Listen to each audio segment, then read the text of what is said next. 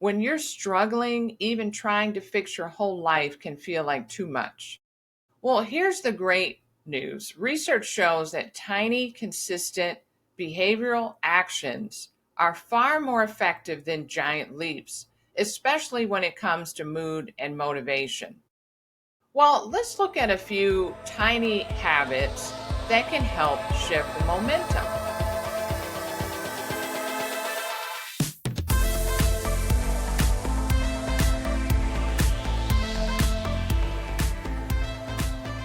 Did you know that 10 minutes of walking per day can reduce symptoms of depression by up to 26%?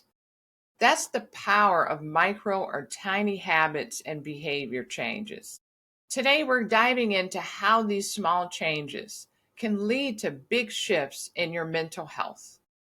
I'm Heather Hewett, and welcome to today's episode of the Butterfly Event, where we talk about emotional resilience, healing, and mental health strategies that actually work.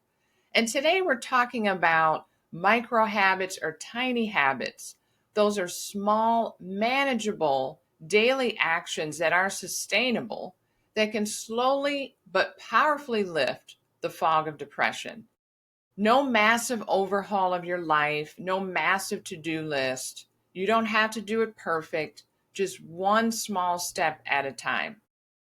Well, today, depression is one of the most common mental health challenges in the world, affecting over 280 million people globally.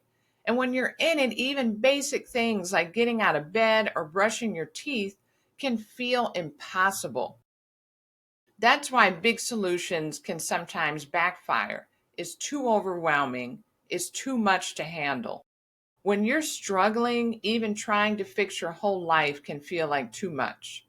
Well, here's the great news. Research shows that tiny, consistent behavioral actions are far more effective than giant leaps, especially when it comes to mood and motivation. Well, let's look at a few tiny habits that can help shift the momentum. There is the 1 minute gratitude practice where you write down one thing you're grateful for each morning.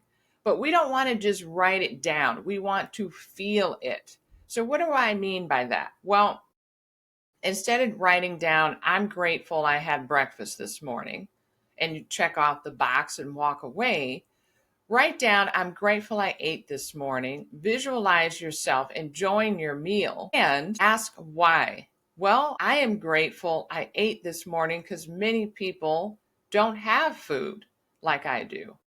And I feel enormously appreciative about that. And I'm glad my family was able to eat today too. This is going to shift from focusing on despair to something positive. And that shift rewires your brain over time. And when you visualize and ask the why, you get your heart involved in it.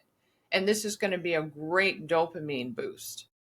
The next one is move your body for 5 to 10 minutes. Don't aim for an hour at the gym. Just stand up, stretch, walk outside, even dance to your favorite song. There are many times I felt kind of down and depressed, and I turned on my favorite song and started moving like no one was watching, and I felt a lot better. And this is because movement boosts dopamine and serotonin. Next thing you can do is drink a glass of water. Hydration affects brain function and your mood. Starting your day with water can create a win right away.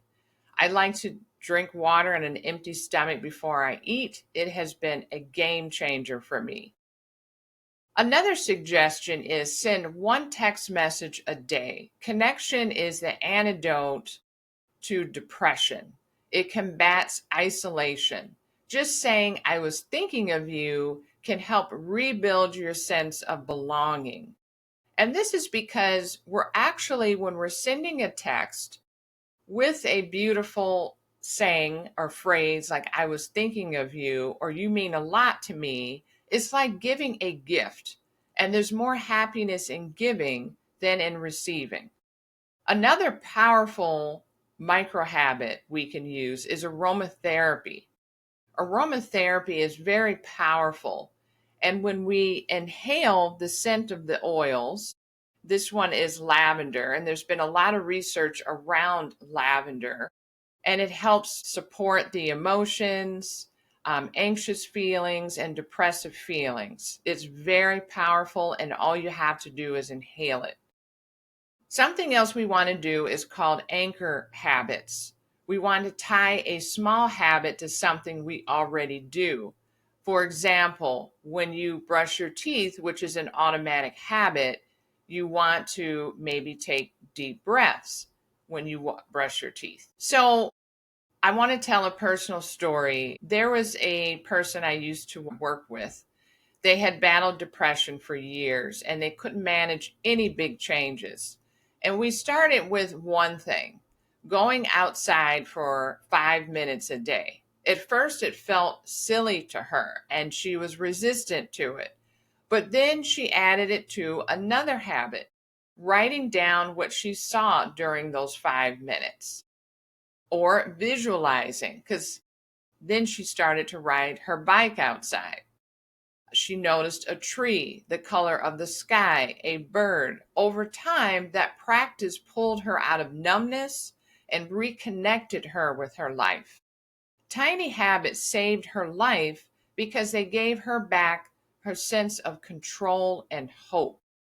So, to recap, gratitude, movement, hydration, connection, aromatherapy, and anchoring habits. These aren't massive overhauls. These are sustainable small changes that can be made. They're small seeds you plant every day, and over time, they're going to grow into something very powerful. Well, what's one tiny habit that's helped you feel better during tough times? Share it in the comments. I'd love to hear what's worked for you. And if you found this helpful, share it with someone that you know it may help. And please don't forget to subscribe for more tips on emotional resilience and healing. And don't forget that transformation is something that happens from the inside out. So please embrace your inner butterfly. Bye for now.